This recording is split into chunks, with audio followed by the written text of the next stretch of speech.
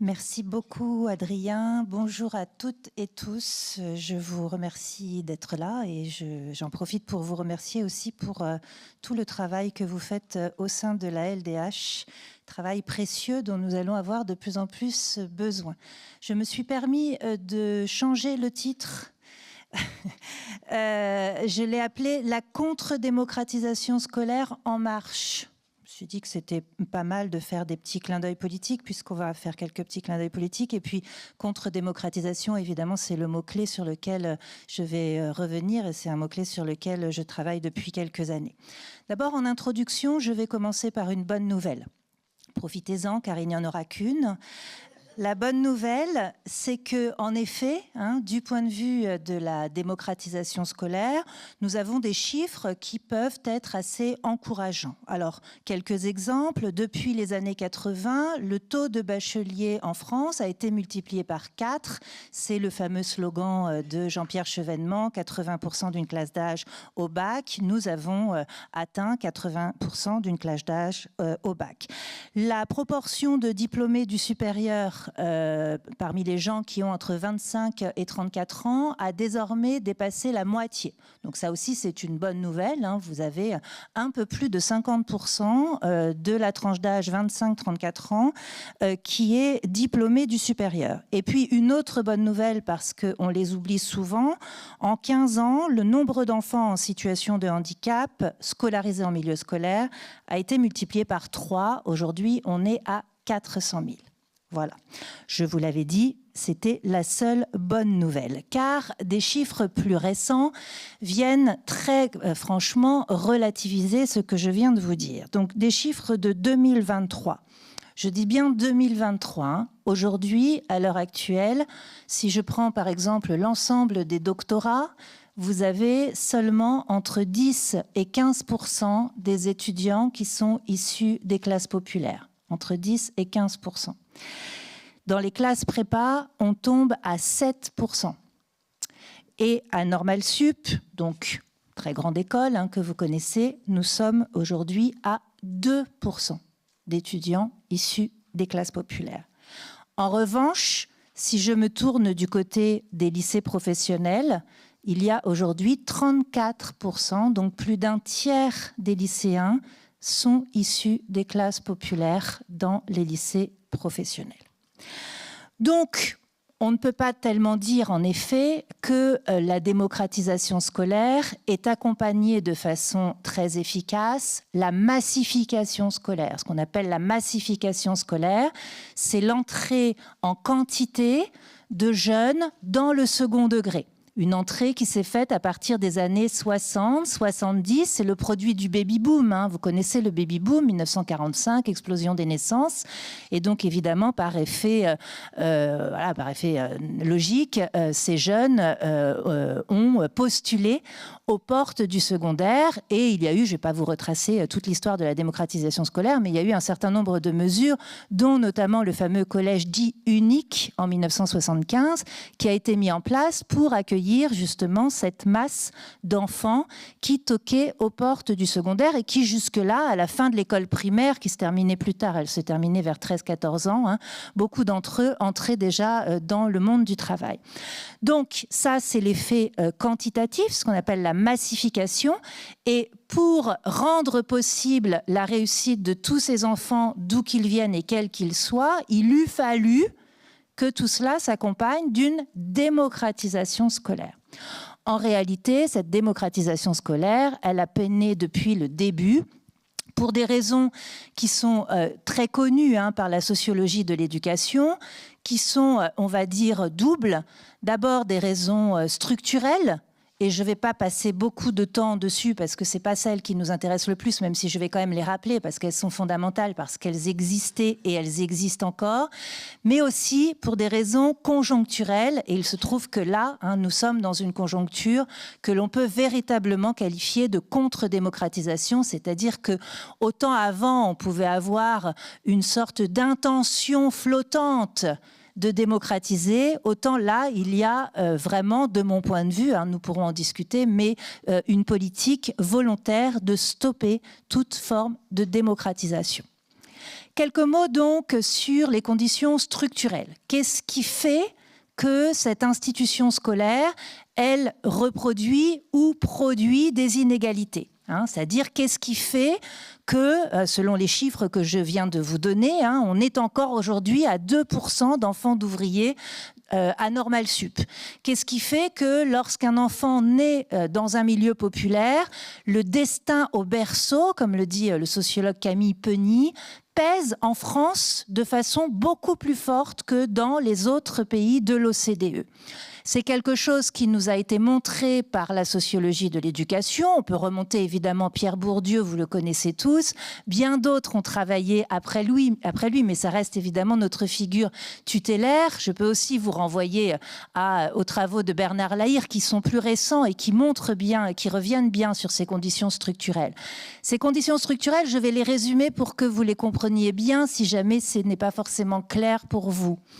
Il y a une différence, on va dire, de proximité avec la culture scolaire selon le milieu social duquel on vient.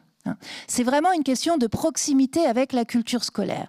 Pour vous donner un exemple très simple, un enfant de prof, à l'âge de 8 mois, il a son premier livre rugueux dans le bain.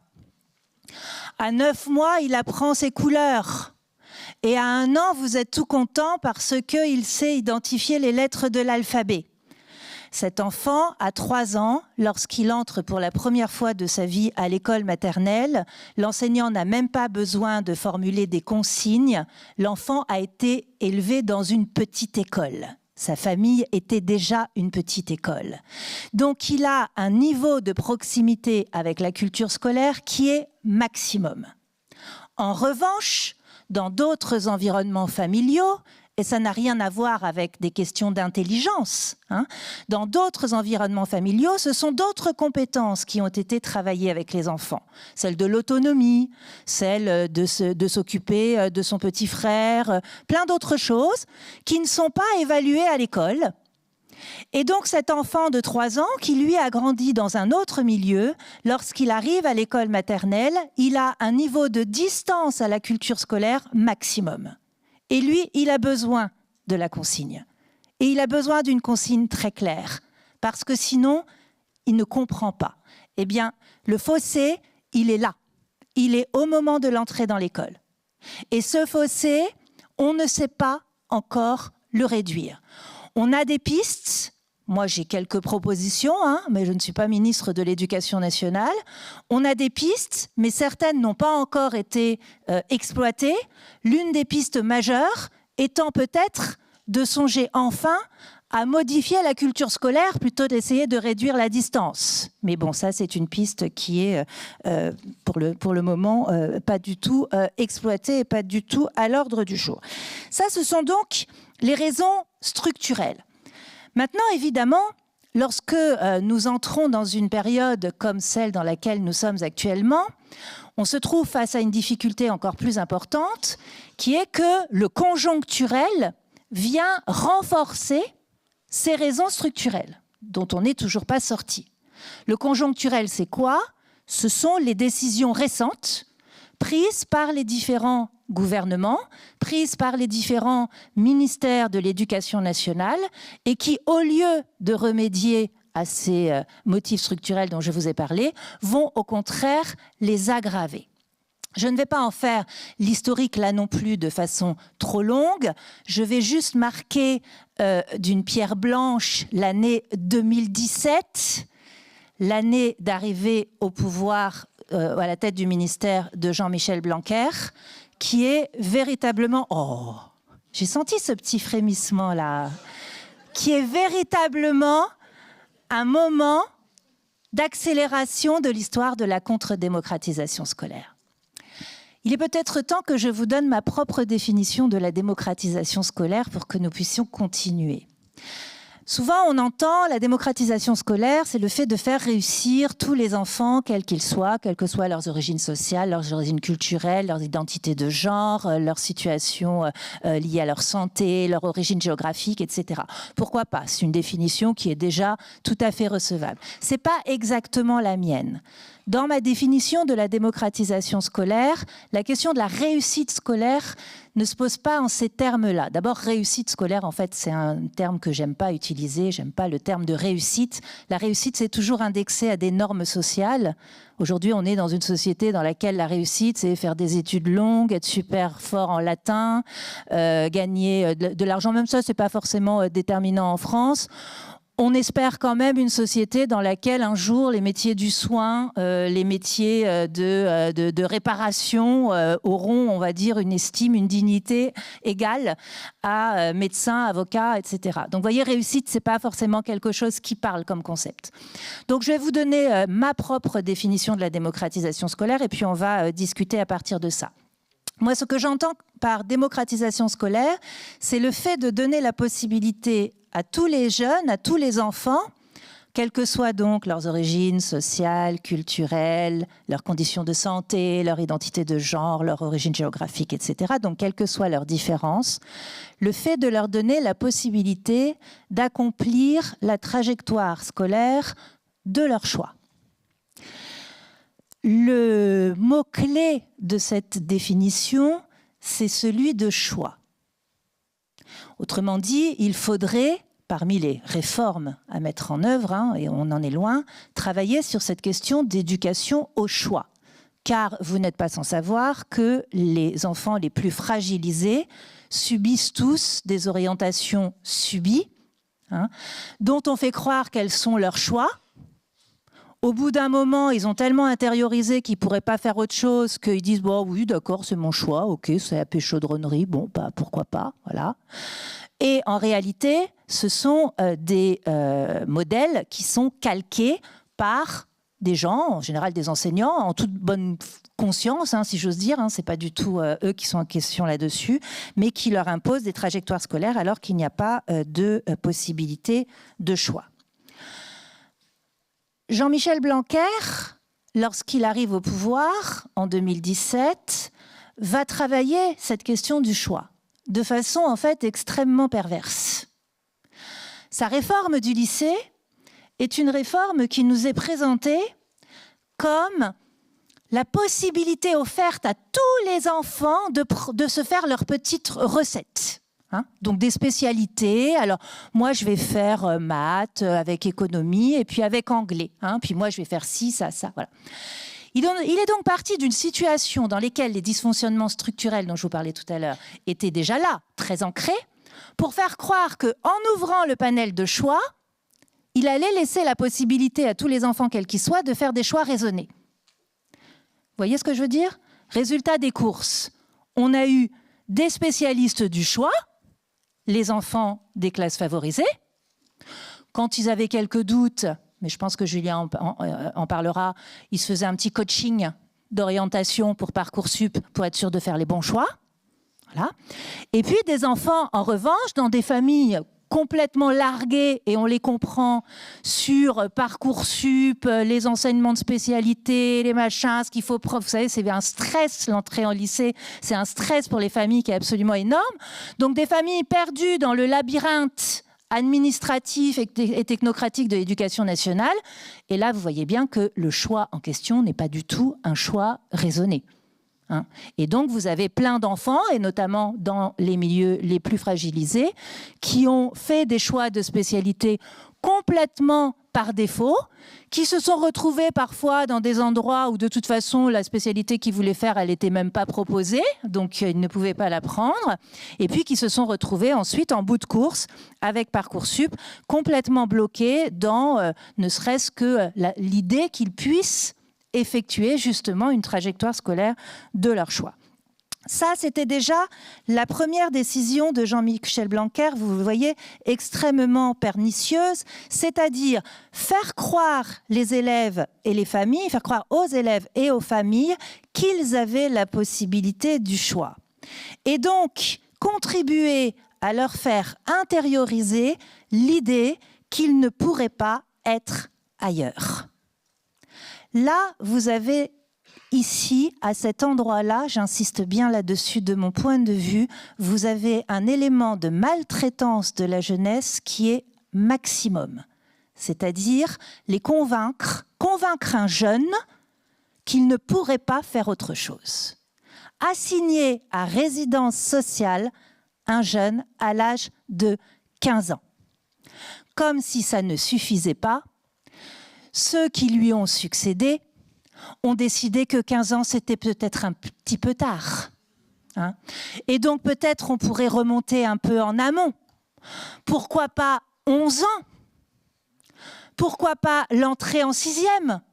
Après tout, hein, autant se dire qu'on a un modèle de société, hein, ce modèle de société qui est le modèle, je n'ai pas dit son nom, mais qui est évidemment un modèle néolibéral de société. Ce modèle de société fait qu'une place est assignée à chaque enfant. Et donc, pourquoi attendre 15 ans? Franchement, hein, la perte de temps. Hein. Donc, autant le faire de façon beaucoup plus précoce. Et c'est ce que fera Gabriel Attal, bébé Blanquer, hein, Gabriel Attal à son arrivée en mettant en place le fameux choc des savoirs. Ce choc des savoirs dont la formule, on est bien d'accord, ne veut strictement rien dire, est en réalité d'un danger extrême. Alors, vous avez peut-être entendu la confusion sémantique volontaire autour de « mais non, ce ne sont pas des groupes de niveau, ce sont des groupes de besoins ». Hein. Donc, ça va tout de suite mieux parce qu'évidemment, à partir du moment où on répond aux besoins, car comme tout le monde le sait, un enfant de 11 ans, son besoin, c'est d'être dans le groupe des nuls. Enfin, je veux dire, c'est un besoin élémentaire. Voilà. Hein. Donc, juste pour clarifier un petit peu, ce qu'on appelle le groupe de besoins, c'est un besoin qui est situé sur une compétence et de façon temporaire, on va travailler le besoin avec l'enfant et ensuite on va le remettre dans le groupe. Ça, c'est un groupe de besoins. Hein. Donc un groupe de besoins, c'est temporaire, ça dure 2-3 jours et ensuite on remet l'enfant. Hein. Donc un groupe de niveau, c'est-à-dire ce qui a été décidé par le choc de savoir, c'est une évaluation en fin de CM2, un tri des enfants en 3 groupes et une assignation des enfants à un groupe, donc de niveau et non pas de besoin. Alors, Dieu merci, le mammouth fonctionne encore. Il est encore bien rouillé et parfois ça aide dans les situations comme ça où vous avez des gens qui appuient sur l'accélérateur de la destruction. Le mammouth, il est bien fort, il est bien rouillé. Donc, il y a plein de collèges qui ont trouvé le moyen de ne pas mettre en place cette réforme. Néanmoins, il a été annoncé, et même si le Conseil d'État, ils sont tellement en plus, mauvais en droit aussi, qu'ils n'ont même pas trouvé le bon moyen de faire passer cette mesure. Enfin bon, on sait qu'ils vont le rattraper, très très vite. En tout cas, ça reste dans les tuyaux, si j'ose dire, puisque la nouvelle ministre de l'Éducation a annoncé que ça marche tellement bien qu'elle allait le généraliser ensuite en 4e et en 3e.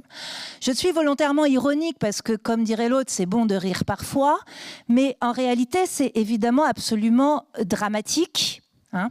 Nous sommes dans une situation de tri social. Il n'y a aucun autre terme pour définir ce qui arrive aujourd'hui à l'école. Et je pense qu'on verra comment aussi dans le supérieur tout ça se traduit de façon extrêmement flagrante. Nous sommes dans une situation de tri social. Nous sommes dans une situation où cette fausse opportunité de choix, c'est-à-dire cette multiplication des voies parallèles, favorise forcément, c'est toujours comme ça que ça se passe, c'est une mécanique tout à fait logique, favorise les milieux les plus favorisés.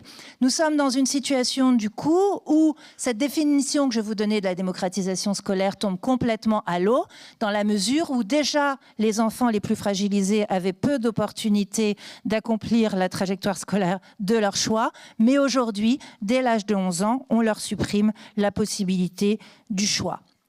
Et juste pour terminer, puisqu'on ne me demandait pas de solution, il faudra refaire une université d'été pour trouver la solution. Je vais quand même vous donner juste quelques pistes que je donne régulièrement quand je suis en stage avec des enseignants ou dans des interventions publiques. Il me semble que nous sommes dans une situation de crise telle. Alors, je vous ai donné juste la charpente, on pourrait rentrer dans les détails, mais on le fera peut-être dans la conversation. Nous sommes dans une situation de crise telle qu'il y a, à mon avis, 3 verbes sur lesquels nous devons méditer et sur lesquels nous allons devoir travailler. Le premier, parce que vous savez que le monde enseignant va mal, le premier, c'est tenir. Le second, c'est résister. Et le troisième, c'est refonder. Voilà, merci beaucoup.